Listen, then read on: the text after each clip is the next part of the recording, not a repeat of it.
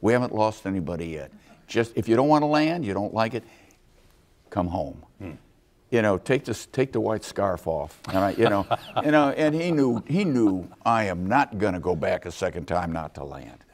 And so, but I wanted responsibility for either the success or the failure of the mission. But it was not going to be a failure. It was not. I legislated that out. And I don't know if you understand that or not, but it was something when I left the Navy and got into the space program, I gave up the opportunity to be command of my own fighter squadron aboard an aircraft carrier. That meant a lot to me. And this was a way of filling that gap, if you will. So I don't know.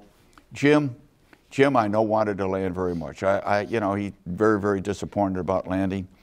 John sort of took things in stride. You know, John just kept flying and flying and flying. And I really don't know how he felt about it. To me, it was very, very important to go back and finish something I started, to finish something I hadn't completed. And if I go way back to my first flight on Gemini 9 as a rookie, to closing the hatch, to leaving that final footstep on the moon on Apollo 17, it closed. It was total closure for me. Symmetrical, huh? Very important. And the last step I had to make on the moon and look back, I knew I wasn't coming his way again. That was a very nostalgic and special moment for me.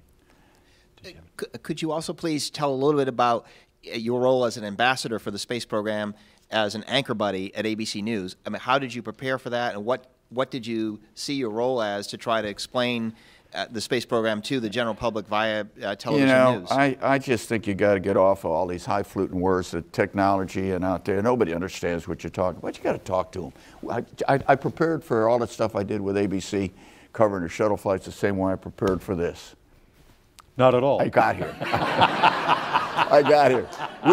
I knew nothing about what we were going to talk about. We chatted and met each other for the first time before we came on here. You've got to talk in plain English. And I talk to kids. I talk to a lot of kids real quick. You got to talk to a kindergartner different than you talk to a high schooler. You got to take yourself to their level. And the average public doesn't know anything about the parallel and ephemeris or this or that. So you got to talk to them in words they can understand and appreciate. That's what it was easy to do on television, covering the show. Just talk to people in plain language so they can appreciate what you're saying. Yes, sir. Mr. Stern, I've come from Chicago, in fact, west suburban Chicago, River Grove, which you know very well. I know it all very well. Those, I delivered papers and got in all kinds of trouble in those places. Been to your museum many times. You're part of what inspired me to be here today and to appreciate space travel and aerospace for many years. My question to you is, and you were alluding to it earlier, that today we need to inspire young people to also reach higher. What inspired you at Proviso and Bellwood to aspire to higher heights? Yeah, real quick, I know we're running out of time. I'm a product of World War II, okay? And I was just a kid with a dream. And we got to stimulate and encourage kids to dream about doing things that they didn't think they could do. I wanted to fly airplanes off aircraft carriers. Why? Because we didn't have television. I know you're going to find this amazing. We didn't have television when we grew up. About that. Okay?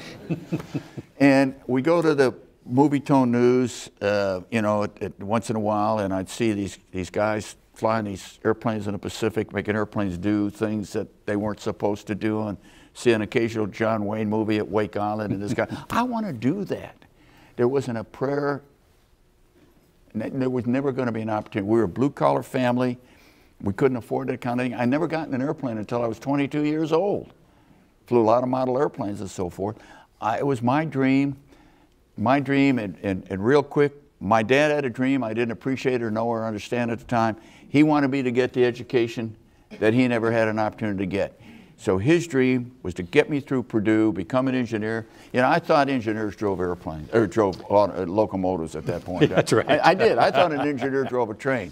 He wanted me to get an education. I wanted to fly. I walked out of Purdue in 1956 with a diploma in one hand and orders to Naval Aviation Flight Training in Pensacola in the other. Our dreams came together. You know, if it weren't for him and his dream, my dream would have been just that, nothing but a dream. That's great. Another question. Gene, I'm a classmate of Tom Stafford and Jim Lovell. And so I You went to came- the academy. Yeah, Yeah. that's how I got to be Good. classmates. with them. Anyway, the reason I figured that one out all by myself. Boy, did he set you down. I'm disappointed not seeing Tom here, but I'm very happy to be here to hear what you had to say. I'm just curious as to what your thoughts are about Apollo 13, what effect it had one way or the other as far as the program itself. Well, you know, failure is not an option is a nice slogan, but like I said a minute ago, it truly was an option. We came closer than we ever thought.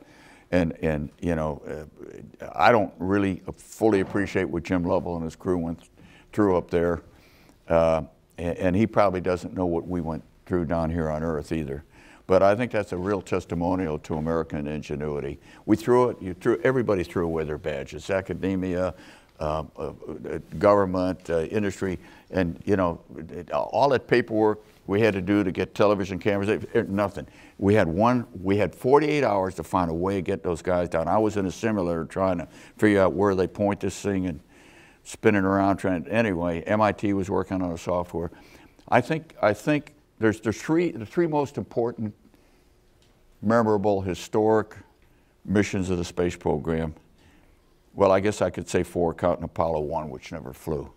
Which certainly was Apollo 8, Apollo 11, and Apollo 13. And Apollo 13, I think, brought it home very clearly that what we made look like a piece of cake, you know, was really, there was a little bit more involved in it. I think that's when the news media brought it home to the American public, that, hey, wait a minute, there's more to this than we ever thought. And it was a monumental mission. Now, when I went back to the moon on Apollo 17, I kept thinking, why the heck am I doing this again? You know, look what happened at 13. I'm thinking of those oxygen tanks in the back of my spacecraft back there. But ingenuity to American, a testimony to American ingenuity. Let me throw one other one in. Everyone who went to the moon came home. Nowhere in America, folks. Nowhere but in America. Gene, we're out of here. Well, they have just done what I was going to do anyway. I was going to thank you very much for sharing all of this information with us and all of these experiences. And I bet there is somebody watching out there right now who, based on what they heard from you, want to be the one to go way, way, way, way out there. Thank you, Gene. Thank you. Thank you. Thank you. Thank you, folks. Thank you. Thank you. Hold on, everybody. Thank you. That's great. Good job. I really enjoy it. I could do this all afternoon. This is wonderful. This is great fun. Yeah, I really enjoyed this. So did I. So did I. Well, let's do it again when we get up to date.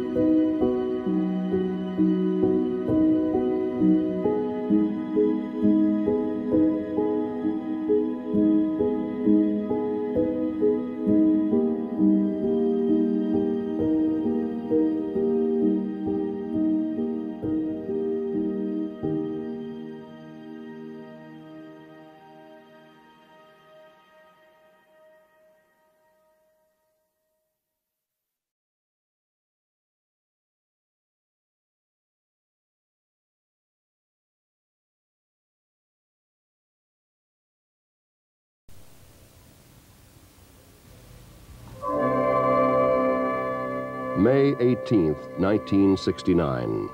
We were almost ready. Man had orbited the moon once. Man had test flown the lunar module, the lunar landing craft, in Earth orbit once. But before we would commit men to a lunar landing, there were still a number of things to be worked out. This was the mission of Apollo 10. In the words of its commander, Tom Stafford, to sort out all the unknowns and pave the way for a lunar landing.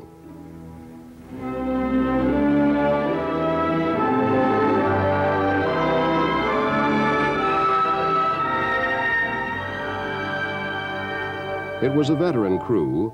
Spacecraft Commander Tom Stafford had flown on Gemini 6 and 9.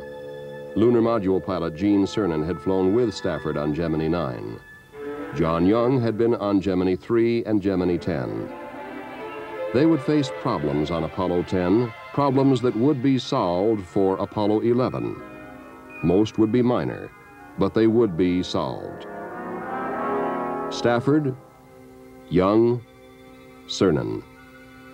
They brought to their mission enthusiasm, dedication, responsibility, even amazement. And through the means of color television, they took us with them as they played their part in man's greatest adventure. We are go for a mission to the moon at this time. Tom Stafford reports they are go. We're coming up in the 20-second mark. T-minus 20 seconds and counting. 17 seconds and counting. Guidance internal. 15, 14, 13, 12, 11, 10, 9. We have ignition sequence start. Engines on. 5, 4, 3, 2. All engines running. Launch commit. Liftoff. We have liftoff 49 minutes past the hour.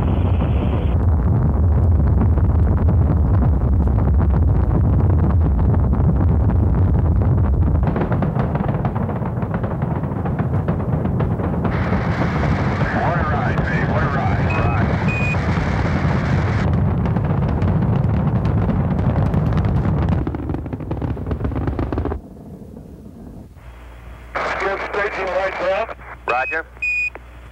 Good ignition on the second stage. Man, that staging was quite a sequence. Just like old times. It's beautiful out there. You guys sound ecstatic. Man, this is the greatest, Charlie.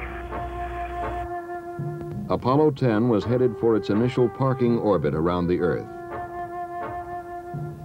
After the checkout in orbit, it was time for TLI, translunar injection, the burn of the S-4B engine to send Apollo 10 to the moon. 7 minutes counting up. Roger 10, you're go for TLI. S-4B's looking as planned. Right on. Chico. Roger, Seco. We confirm the cutoff. Apollo 10, with a perfect burn, was on its way to the moon. Now, the command and service module separated from the S-4B and turned around to dock with the lunar module. For the first of many times, Tom Stafford turned on the small, high-resolution color television camera and shared with the people of Earth the spectacular sights of outer space. Apollo 10 took along all those who had made and were making the conquest of the moon a reality.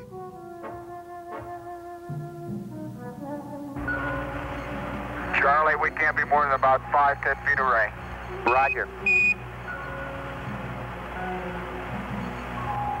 10, it's looking real stable to us. We show you closing slightly. Roger. Be docked in a second, I hope. Roger. 10, Houston, you're looking good. We can see the markings in a rendezvous with it. It looks like you just docked. Roger, we got a capture. You haven't fired yet. Roger. Snap, snap, and we're there. Got 2 grays. Roger. You saw the docket, Charlie.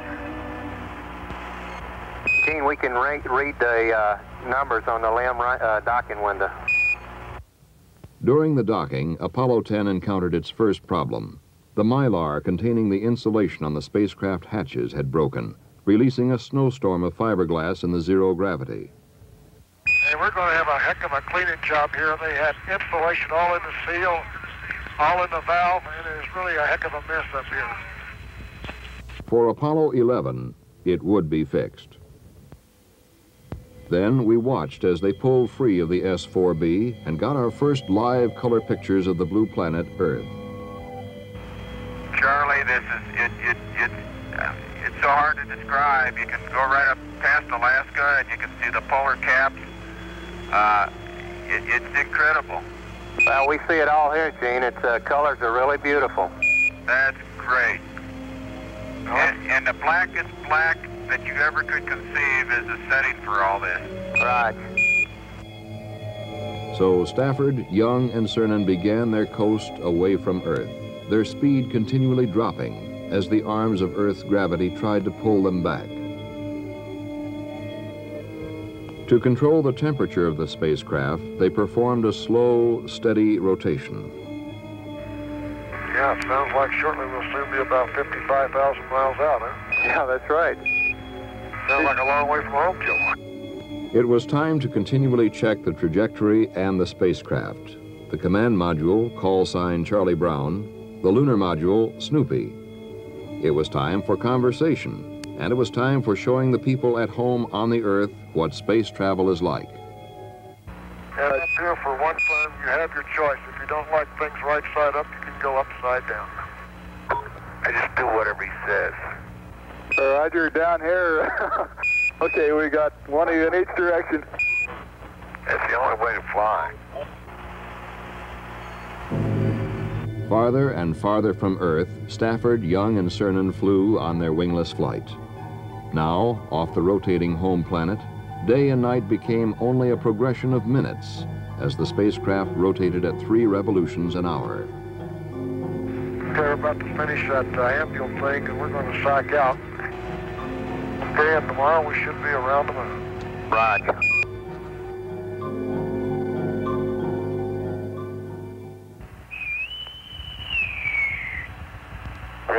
Reveille, up all hands, heave out, trice up, clean sweep down, 4 and a half. Apollo 10, Houston, sounds like we're ready for a naval drill in the flight deck. And here is your horoscope reading for today, Apollo 10. Tom Stafford, you should concentrate on finishing things that you have already started. Today's pace will be moderate. Use this time to take inventory. John Young, you will have a slow day today. This will give you time to concentrate on the work ahead. You will enjoy your surroundings and companions. And Gino, your horoscope reads, give careful thought to your working and driving habits. Do something nice for your friends.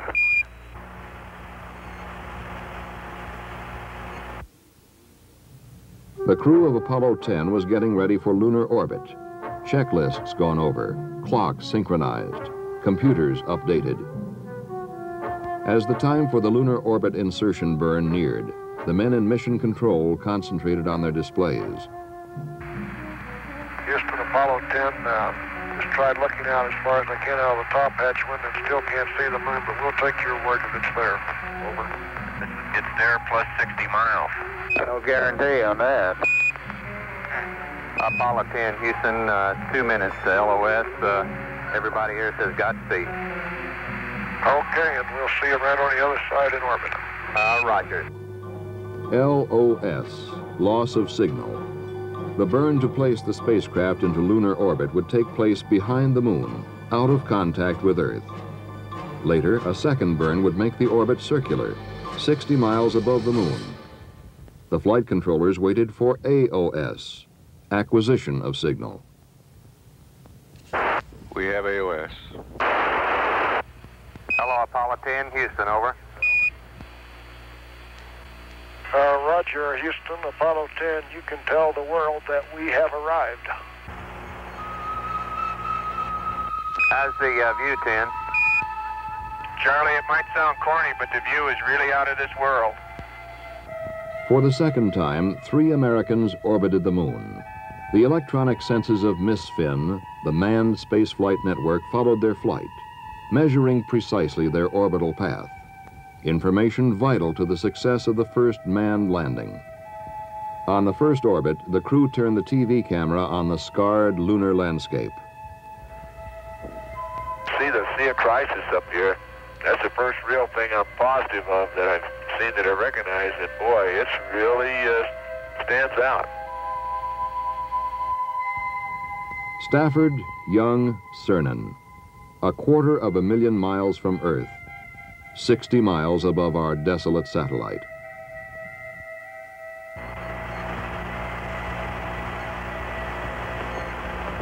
Boy, this is really a rugged planet.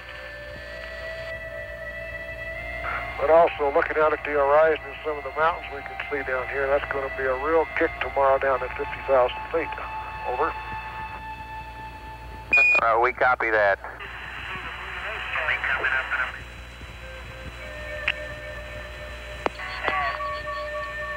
Hello, Houston, Apollo 10. We've got a beautiful view of the Earth here, but it's absolutely fantastic.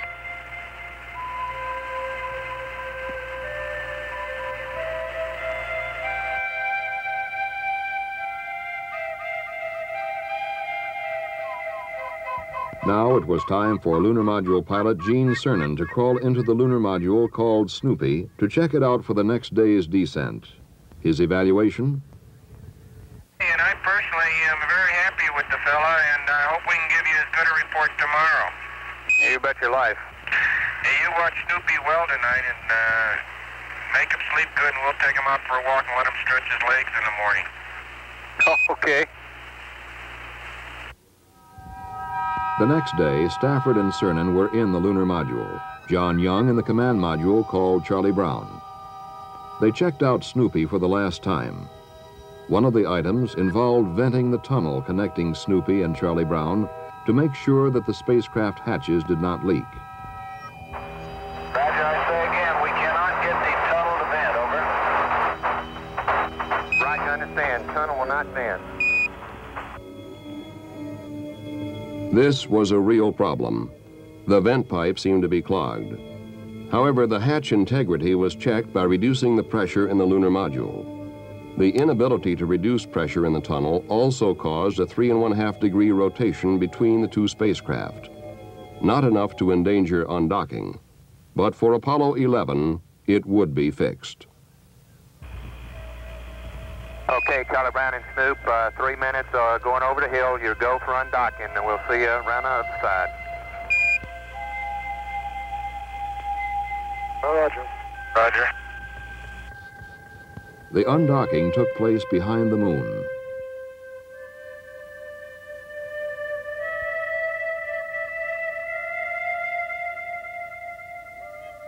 When contact was re-established, Snoopy and Charlie Brown were ready for the separation maneuver prior to descent. The word from John Young and Charlie Brown was, "You'll never know how big this thing gets when there ain't nobody in here but one guy. You'll never know how small it looks when you're as far away as we are." Hey, John, if you get a chance, you can turn on the radar transponder and we'll correlate the VHF ranging with it. Okay, my transponder is on. Transponder is on and the test switch is in operate. I should be getting a radar signal here, and I sure don't. an electronic piece of radar equipment in the command module was not functioning. Without it, there would be no rendezvous and no low-orbit descent in the lunar module to the moon. In mission control and in the two spacecraft, switch positions and procedures were rechecked. For the descent and subsequent rendezvous were the heart of the Apollo 10 mission. From mission control, one last-ditch instruction was sent up. Roger, how about trying to recycle the power switch, Charlie Brown? In the command module, Young turned the switch off, then on again. Hey, that did it, you guys. It's on. Hey, and I got signal strength, though, buddy. What do you know about that?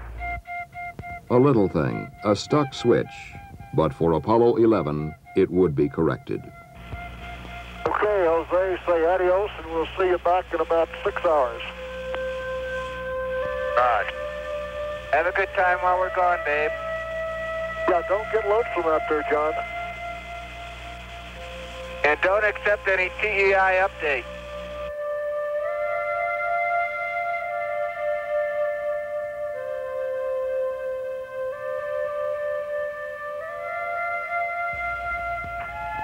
Charlie Brown, Houston, 45 seconds to LOS. You're still go for DOI. DOI, descent orbit insertion, would come about 180 degrees from landing site 2, the primary site for Apollo 11. According to the inexorable laws of celestial mechanics, this burn of the lunar module descent engine would put Stafford, Cernan, and Snoopy less than 10 miles above the site. Once more in mission control, they waited for word from the moon. Houston, Charlie Brown. They're down there among the rocks, mumbling about the boulders and things right now. 8 miles above the surface, 35,000 feet over the ancient hills. Then a communications problem. Contact with Snoopy was reestablished through Charlie Brown. Hello, Houston, this is Snoopy. Right, Snoop, go ahead. We is going, we is down among them, Charlie. Roger, I hear you weaving your way up the freeway. Roger, fantastic, Charlie, fantastic. Roger. Charlie, babe, it's fantastic, babe.